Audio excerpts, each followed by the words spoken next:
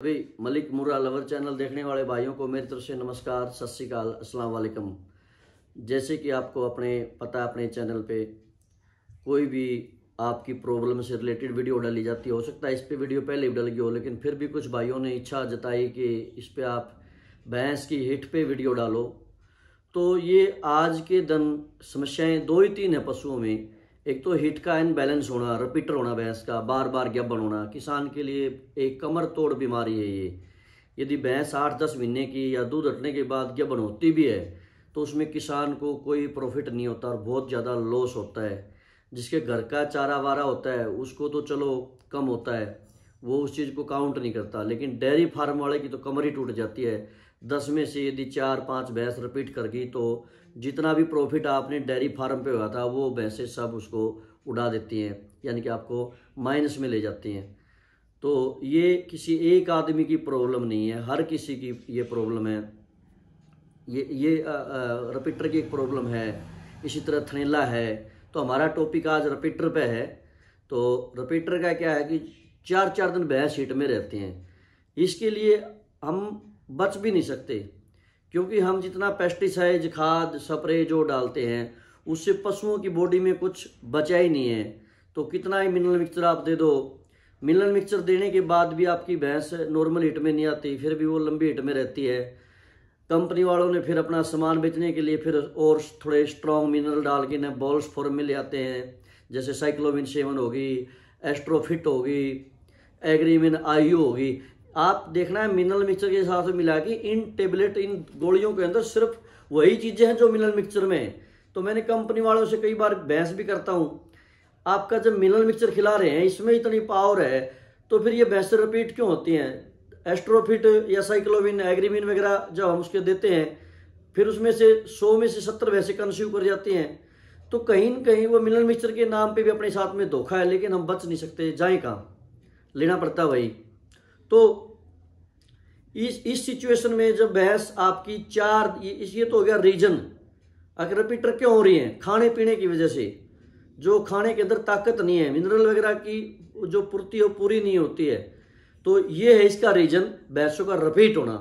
दूसरा, काविंग के टाइम पर सही से जेर नहीं गिरना, इन्फेक्शन होना, वो भी रिपीट का एक रीजन है।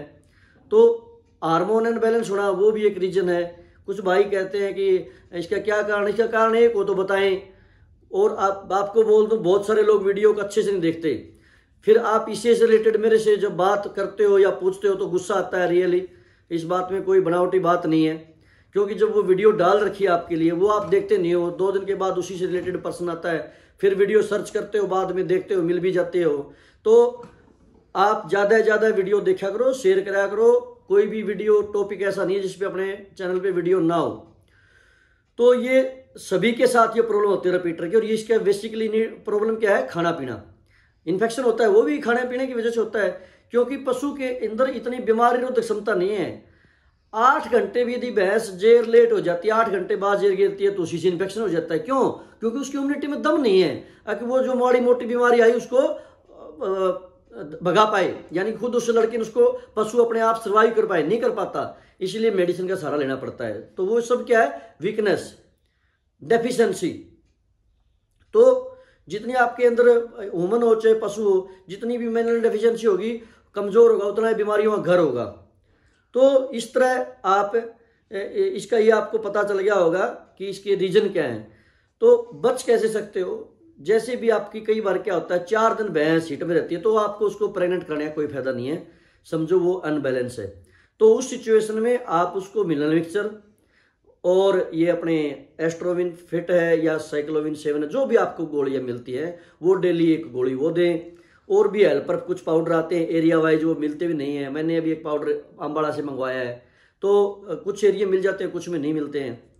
तो कीपर प्लस है जैसे, वो भी इसी में काम करता है। तो इनमें से कुछ भैंसों में तो काम चल जाता है, कुछ फिर भी रह जाते हैं। तो ये किसका केस है? लंबे टाइम हिट में रहना, हार्मोन अनबैलेंस का। फिर क्या होता है, कई बार तार साफ देती है, जैसे ही हिट आती है तार देती है, बुल को चढ़ाते हैं या सीमन करवाते हैं तो उसके बाद रेसा डालना स्टार्ट कर देती है, रेसा शुरू हो जाता है, पस डालती है।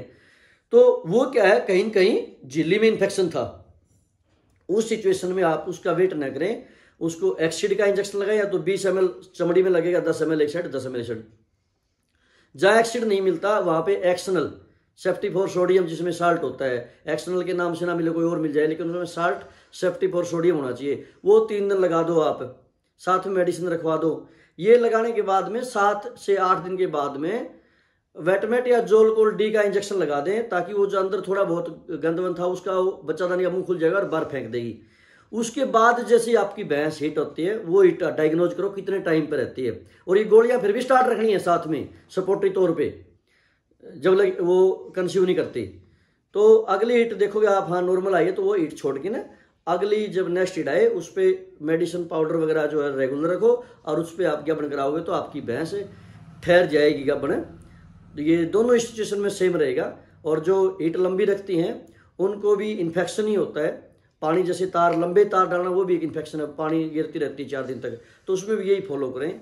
तो इस सिस्टम को आप फॉलो करोगे तो आपकी भैंस रिपीट होने से बच जाएगी। और यदि भैंस कमजोर है, चारा वारा अच्छा खा रही फिर भी कमजोर है, तो उसको पहले ड्योरविंग करें। वैसे मैं कीड़े गोली देता नहीं हूँ, लेकिन सिचुएशन टू सिचुएशन देनी पड़ती है। यदि आपकी भैंस चारा वारा खाने के बावजूद भी कमजोर है तो पहले उसको कीड़े की गोली दें, उसके बाद ये यूट्रस का फंक्शन है जो है प्रॉपर करें बाद में। धन्यवाद। वीडियो अच्छी लगी तो लाइक और सब्सक्राइब करें।